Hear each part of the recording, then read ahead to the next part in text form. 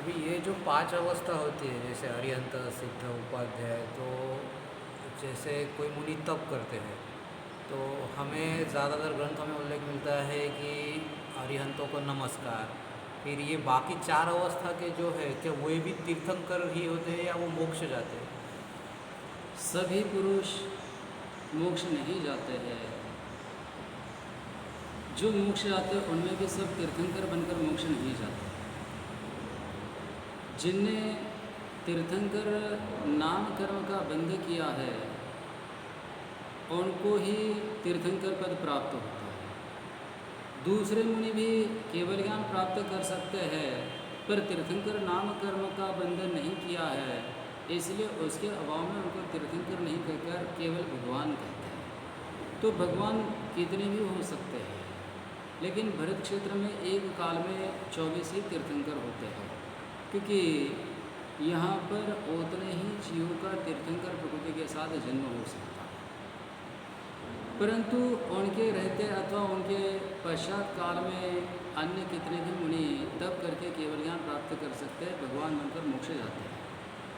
अरिहंत नियम से मोक्ष जाएंगे और मोक्ष जाने के बाद उनको सिद्ध प्रविष्टि कहते हैं, क्योंकि उनको सब सिद्धि यानी जो प्राप्त करना था वो प्राप्त हो चुका है, मोक्ष प्राप्त हुआ, इसलिए उनको सिद्ध कहते हैं।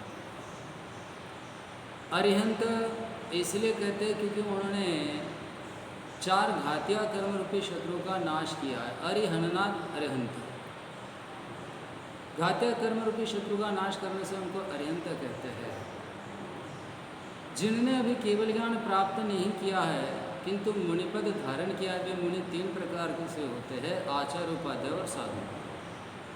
सामान्य रूप से कहा जाता है कि जो संघ के नायक होते हैं, दीक्षा शिक्षा देते हुए वो आचार्य होते हैं, लेकिन इतनी व्याख्या पर्याप्त नहीं है और संपूर्ण रूप से ठीक भी नहीं है।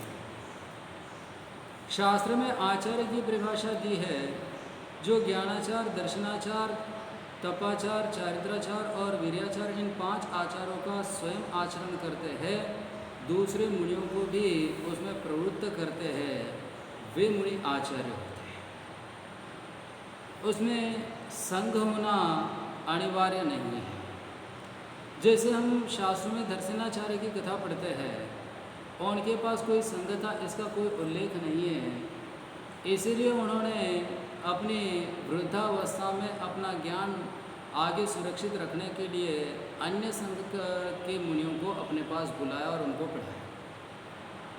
किंतु आचार्य को पंचाचार परायण होना चाहिए। दीक्षा देना भी उनके लिए अनिवार्य बात नहीं, यद्यपि आचार्य पद मुख्य रूप से इसीलिए दिया जाता है कि वो दीक्षा दे, लेकिन आचार्य के अलावा अन्य परमेश्वर भी दीक्षा दे सकते, कोई मुनि भी दीक्षा दे सकते हैं। आचार्य अत्यंत ज्ञानी हो, चारित्रवान हो, तप करने में रुचि करने वाले हो और शिष्यों का स्थितिकरण करने वाले, उनको उत्तम आचरण की प्रेरणा देने वाले हो।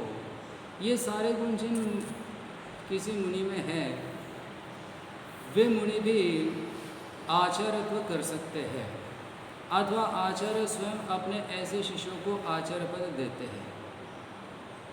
कुछ मुनि आचार्य के तुल्य होते हैं किंतु अभी उनको आचार्य पद नहीं दिया होता है, किंतु अन्य मुनियों से ज्येष्ठ और श्रेष्ठ होने से उन पर कुछ विशेष कार्य सौंपा जाता है। वे स्वयं अध्ययन करते हैं और दूसरे मुनियों को भी शास्त्र पढ़ाते हैं। ऐसे मुनि को आचार्य के द्वारा उपाध्याय पद दिया जाता है। ये अन्य सब गुणों में आचार्य के तुल्य ही होते हैं, किंतु सामान्य रूप से ये दीक्षा नहीं देते और प्रायश्चित नहीं देते। विशेष परिस्थिति में तो ये कार्य भी उनके द्वारा संभव है।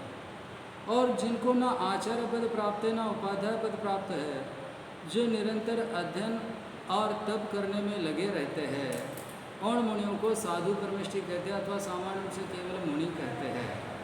ये आचार्य, उपाध्याय और मुनि ही तप करके अरिहंत पद प्राप्त कर सकते हैं और पश्चात सिद्ध पद प्राप्त कर सकते हैं।